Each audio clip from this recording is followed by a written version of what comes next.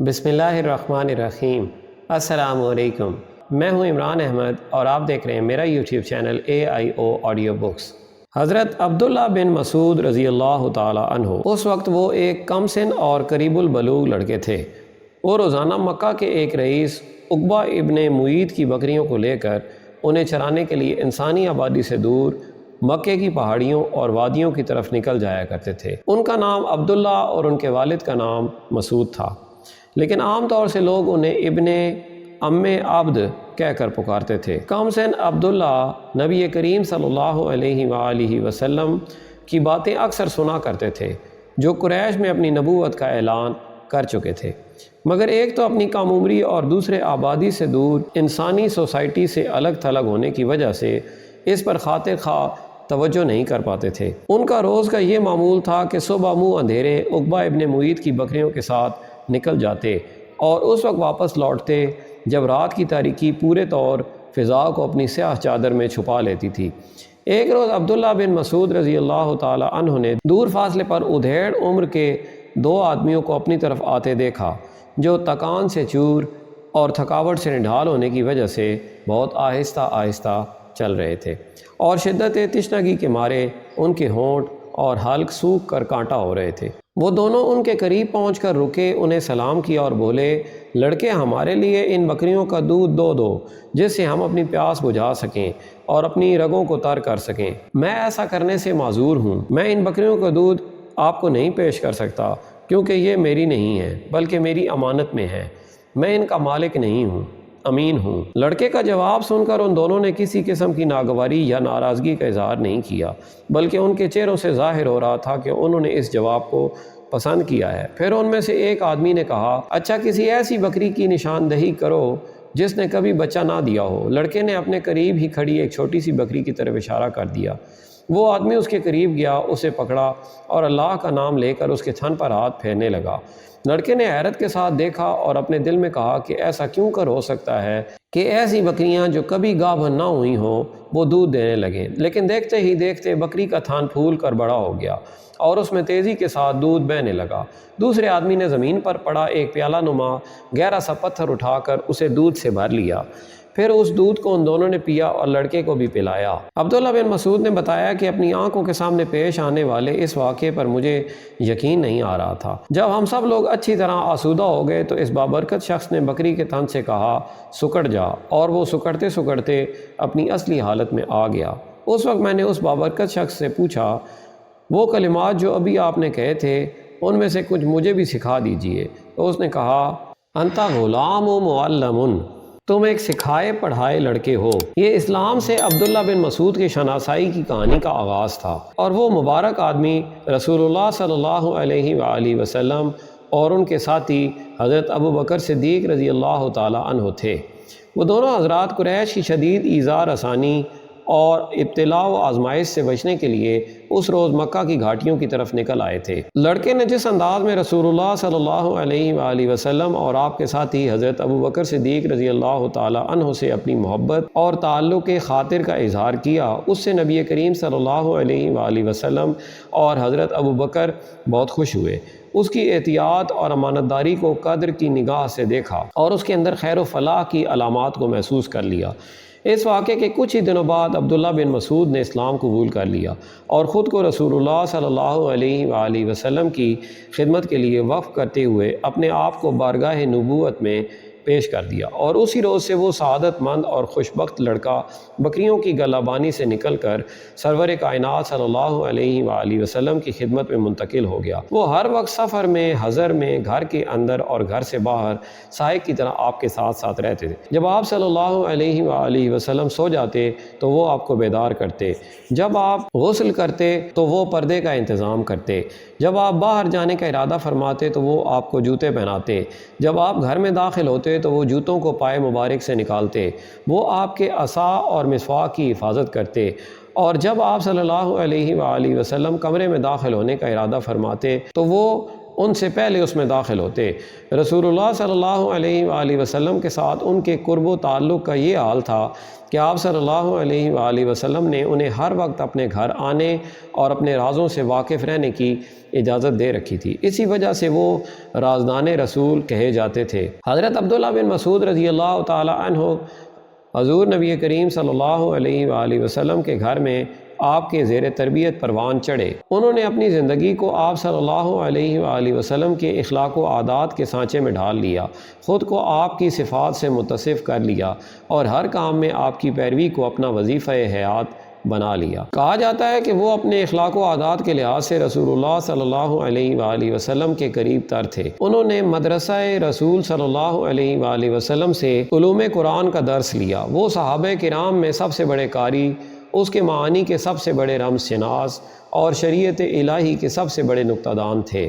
ایک بار جب حضرت عمر بن خطاب رضی اللہ تعالی عنہ میدان عرفات میں وقوف فرمائے ہوئے تھے، ایک شخص نے ان کی خدمت میں حاضر ہو کر عرض کیا، امیر المومنین، میں کوفہ سے آیا ہوں، میں نے وہاں ایک شخص کو دیکھا ہے جو قرآن میں دیکھے بغیر زبانی اس کا املا کراتا ہے۔ یہ سن کر انہوں نے خشمگین لہجے میں کہا، تیرا برا ہو، کون ہے وہ شخص؟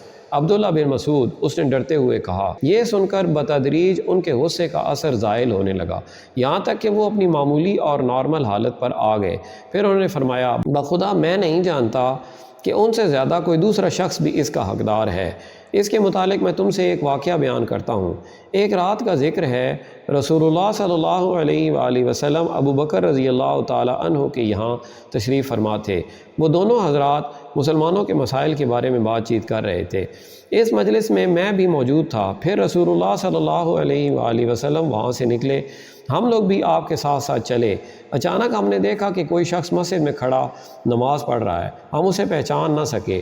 رسول اللہ صلی اللہ علیہ وآلہ وسلم تھوڑی دیر کھڑے ہو کر اس کی قرأت سنتے رہے، پھر ہماری طرف مڑتے ہوئے بولے، جو شخص قرآن کو اس طرح پڑھنا چاہے جیسا کہ وہ نازل ہوا ہے تو اسے چاہیے کہ ابن عبد کی قرأت کے مطابق اسے پڑھے۔ پھر جب عبداللہ بن مسعود بیٹھ کر دعا مانگنے لگے تو رسول اللہ کہتے جاتے، مانگو دیا جائے گا، مانگو دیا جائے گا۔ حضرت عمر رضی اللہ تعالی عنہ نے سلسلہ گفتگو جاری رکھتے ہوئے فرمایا، پھر میں نے اپنے دل میں کہا کہ بخدا میں صبح و سویرے ان کے پاس جا کر ان کو رسول اللہ صلی اللہ علیہ وآلہ وسلم کے ان کی دعا پر آمین کہنے کی خوشخبری سناؤں گا، اور جب سویرے ان کو خوشخبری دینے کے ارادے سے ان کے یہاں گیا تو کیا دیکھتا ہوں کہ ابو بکر رضی اللہ تعالی عنہ مجھ سے پہلے ان کو یہ خوشخبری دے چکے ہیں۔ خدا کی قسم، میں نے جب بھی کسی خیر میں ابو بکر سے مسابقت کی، ابو بکر نے ہمیشہ مجھے پیچھے چھوڑ دیا۔ کتاب اللہ کے علم میں ابن مسعود کا مقام اتنا بلند تھا کہ وہ خود فرماتے ہیں، قسم اس ذات کی جس کے سوا کوئی معبود نہیں، قرآن کریم کی جو آیت بھی نازل ہوئی اس کے بارے میں مجھے اچھی طرح معلوم ہے کہ وہ کہاں اور کس کے متعلق نازل ہوئی۔ اگر مجھے معلوم ہو جائے کہ اس کے متعلق کوئی شخص مجھ سے زیادہ علم رکھتا ہے اور اس کے پاس پہنچنا ممکن ہو تو میں وہاں پہنچ کر اس کے علم سے ضرور استفادہ کروں گا۔ حضرت عبداللہ بن مسعود نے اپنے متعلق جو کچھ فرمایا اس میں ذرا برابر مبالغہ سے کام نہیں لیا ہے۔ حضرت عمر بن خطاب ایک مرتبہ اپنے ایک سفر کے دوران ایک قافلے سے ملتے ہیں، رات اندھیری ہے، اس نے پورے قافلے کو تاریکی کے پردے میں چھپا رکھا ہے، اس قافلے میں ابن مسعود بھی ہیں۔ حضرت عمر رضی اللہ تعالی عنہ ایک شخص سے کہتے ہیں کہ پوچھو آپ لوگ کہاں سے آ رہے ہیں؟ ابن مسعود، فجے عمیق سے۔ حضرت عمر، اور کہاں کا ارادہ ہے؟ ابن مسعود، بیت عتیق کا۔ یہ سن کر حضرت عمر نے کہا کہ اس قافلے میں کوئی صاحب علم ہے، اور انہوں نے اپنے آدمی سے کہا، پوچھو قرآن کا کون سا حصہ سب سے عظیم ہے؟ اللہ وہ زندہ جاوید ہستی ہے جو تمام کائنات کو سنبھالے ہوئے ہے، اور اس کے سوا کوئی خدا نہیں، وہ نہ سوتا ہے نہ اسے اونگ لگتی ہے۔ حضرت عمر، قرآن کا کون سا حصہ سب سے زیادہ محکم ہے؟ ابن مسعود، اللہ تعالی عدل و احسان اور رشتہ داری سے صلہ رحمی کا حکم دیتا ہے۔ حضرت عمر، قرآن کا کون سا ٹکڑا سب سے جامع ہے؟ پھر جس نے ذرا برابر نیکی کی ہوگی وہ اس کو دیکھ لے گا، اور جس نے ذرا برابر بدی کی ہوگی وہ اس کو دیکھ لے گا۔ حضرت عمر، قرآن کا کون سا حصہ سب سے زیادہ خوفناک ہے؟ ابن مسعود، انجام کار نہ تمہاری آرزوؤں پر موقوف ہے نہ اہل کتاب کی آرزوؤں پر، جو بھی برائی کرے گا اس کا پھل پائے گا، اور اللہ کے مقابلے میں اپنے لیے کوئی حامی و مددگار نہ پا سکے گا۔ حضرت عمر، قرآن کا کون سا حصہ سب سے زیادہ امید افزا ہے؟ ابن مسعود، اے نبی صلی اللہ علیہ وآلہ وسلم، کہہ دو کہ اے میرے بندو جنہوں نے اپنی جانوں پر زیادتی کی ہے، اللہ کی رحمت سے مایوس نہ ہو جاؤ، یقیناً اللہ سارے گناہ معاف کر دیتا ہے، وہ تو غفور الرحیم ہے۔ حضرت عمر نے کہا کہ ان سے پوچھو کیا تم میں عبداللہ بن مسعود ہیں؟ تو قافلہ والوں نے جواب دیا کہ ہاں۔ حضرت عبداللہ بن مسعود صرف عالم و قاری اور عابد و زاہد ہی نہیں تھے، بلکہ وہ بڑے ہمتی، نہایت دور اندیش اور زبردست مجاہد اور میدان کارزار میں پیکر جرأت و شجاعت بھی تھے۔ وہ پہلے مسلمان ہیں جنہوں نے رسول اللہ صلی اللہ علیہ وآلہ وسلم کے بعد سب سے پہلے مشرکین کے مجمع میں بآواز بلند قرآن پاک پڑھ کر سنایا۔ ایک روز مسلمان جب وہ قلیل التعداد اور کمزور تھے مکہ میں اکٹھے ہوئے اور آپس میں کہنے لگے، بخدا ابھی تک قریش نے بآواز بلند کسی سے قرآن نہیں سنا، کون ہے جو ان کو سنا دے؟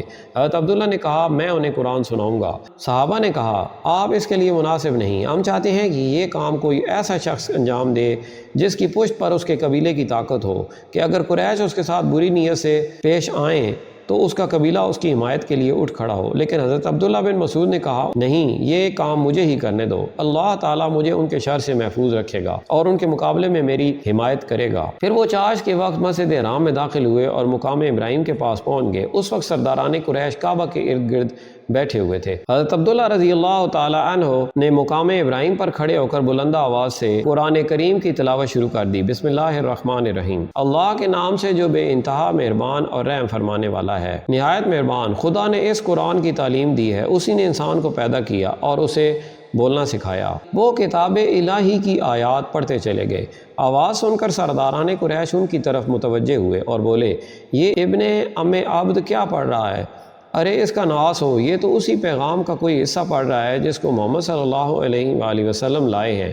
یہ کہہ کر وہ اٹھ کھڑے ہوئے، تیزی سے ان کی طرف لپکے اور ان کے چہرے پر مارنے لگے، لیکن انہوں نے تلاوت کا سلسلہ منقطع نہیں کیا، وہ برابر پڑھتے رہے اور وہیں جا کر رکے جہاں تک وہ پہنچنا چاہتے تھے۔ پھر وہ لوٹ کر اپنے ساتھیوں میں آئے، اس وقت ان کے جسم سے خون بہہ رہا تھا۔ لوگوں نے ان کو اس حالت میں دیکھ کر کہا آپ کے متعلق ہم کو اسی بات کا اندیشہ تھا۔ یہ سن کر انہوں نے کہا بخدا یہ دشمنان خدا آج سے پہلے میری نظر میں اتنے ذلیل و بے وقت نہ تھے، اگر آپ لوگ چاہیں تو میں کل بھی ان کو اسی طرح قرآن سنا سکتا ہوں۔ لیکن ساتھیوں نے کہا کہ نہیں، بس اتنا کافی ہے، تم نے ان کو وہ چیز سنا دی ہے جس کا سننا انہیں گوارا نہیں ہے۔ ابن مسعود حضرت عثمان رضی اللہ تعالی عنہ کے زمانے خلافت تک زندہ رہے۔ جب وہ مرض الموت میں مبتلا ہوئے تو حضرت عثمان رضی اللہ تعالی عنہ ان کی عیادت کے لیے تشریف لے گئے۔ مزاج پرسی کے بعد انہوں نے دریافت کیا آپ کو کس چیز کی شکایت ہے؟ بولے اپنے گناہوں کی۔ پوچھا کیا خواہش ہے؟ بولے اپنے رب کی رحمت کی۔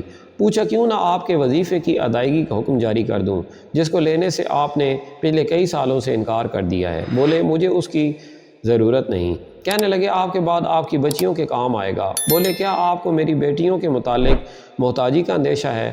میں نے انہیں ہر رات سورہ واقعہ پڑھنے کی ہدایت کر دی ہے۔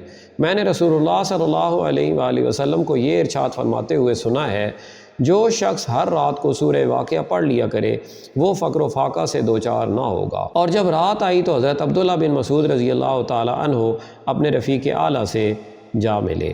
اس وقت ان کی زبان مبارک اللہ کے ذکر اور اس کی آیات بینات سے تر تھی۔ انا للہ و انا الیہ راجعون، اللہ تعالی ان سے راضی ہو۔ اب تک کے لیے اتنا ہی، ملتے ہیں اگلی ویڈیو میں، اپنا خیال رکھیں اور ہمارے اس چینل کا بھی۔ اللہ حافظ۔